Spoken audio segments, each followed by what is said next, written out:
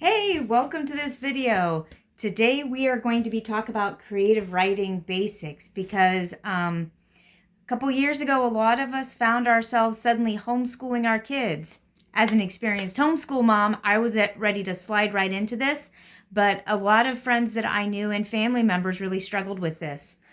So I wanted to give you a few things to help your kids, whether you're homeschooling or if you're just trying to help your kids with your homework, or maybe you're a teacher and looking for a creative way to teach creative writing.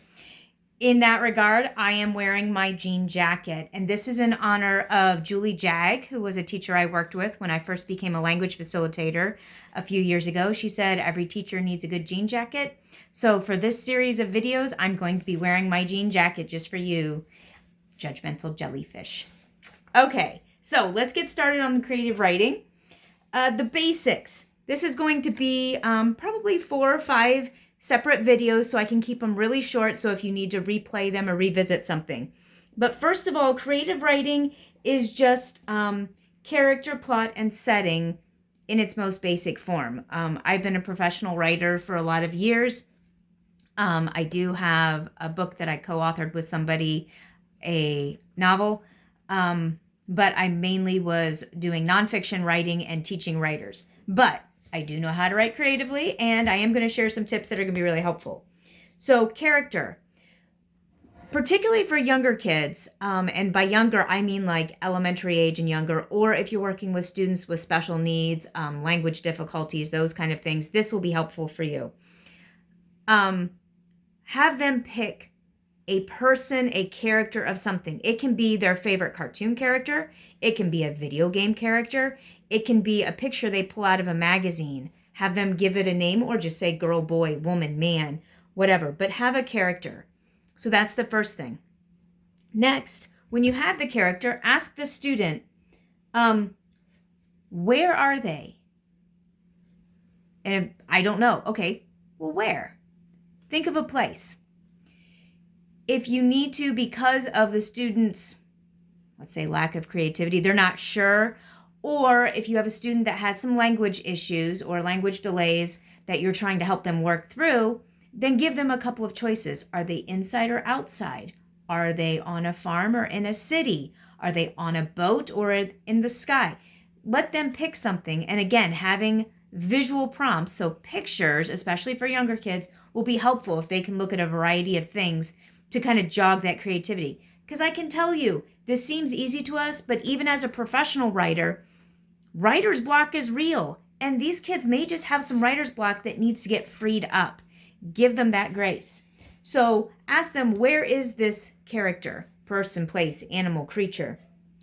Then the next question, where is it going? Write that down for them. So you're writing down the character. Write down their name if you have it, if not a description, however the student is identifying them to you. If they say it's somebody's mom, then write down mom. That's fine. Where are they at? Where are they going? Then ask them why they're going from that place to that place. And if they say, because you told me to, you can say, okay, do you want to make a character in the story tell them? Who's that character? If they're like, oh, and they're really creative and write it down. Then start to ask questions. Draw the information out of them.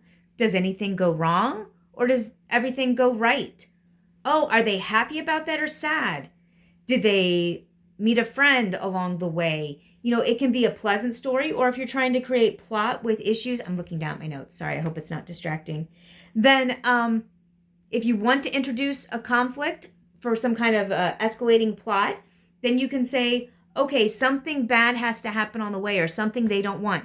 What is something that could stop them from getting from the first place to the second place? Then after they've done that, we're going to develop the character a little bit. Ask them, what does this character like to do and not like to do, and why? If they can't tell you why, that's fine. That might be higher cognitive function depending on the age of the child. But if they're younger, just ask them what they like to do and don't like to do. If you can ask them why and they can answer, write that down. If not, don't push it. Remember, we're just trying to develop the creative process right now. And then ask them, what is the setting like? We've already asked them where they're starting and where they're ending and what's happening in between, but let the child tell you what they feel like the setting is like. It could be a very scary looking setting for us. Maybe it's someplace dark, but the student is saying this character likes the dark, so they're happy to be in the dark. Well, for a bat, I'm sure it's great to be nighttime. Maybe a rabbit prefers thick underbrush, whereas a bird prefers a wide open field. Don't limit the student to your preconceived notion. Let them explore their creativity in a safe place. So ask them what the setting makes the character feel, and then confirm with them that you've understood everything. Read back through what they've already told you and ask them if there's anything else they'd like to add. Now, what I would recommend, particularly if you're a teacher or you're a homeschooling parent who can stop here. This is the end of step 1. Even professional writers build layers into their stories. They do a little bit and they stop. Tell the student that if at any time they think of something else about their story, they can add to it, provided it doesn't disrupt other lessons. But if not, we're going to revisit this at a later time, whether later that day or a different day, and then come back to that. That's where we're going to go in part 2 of my videos.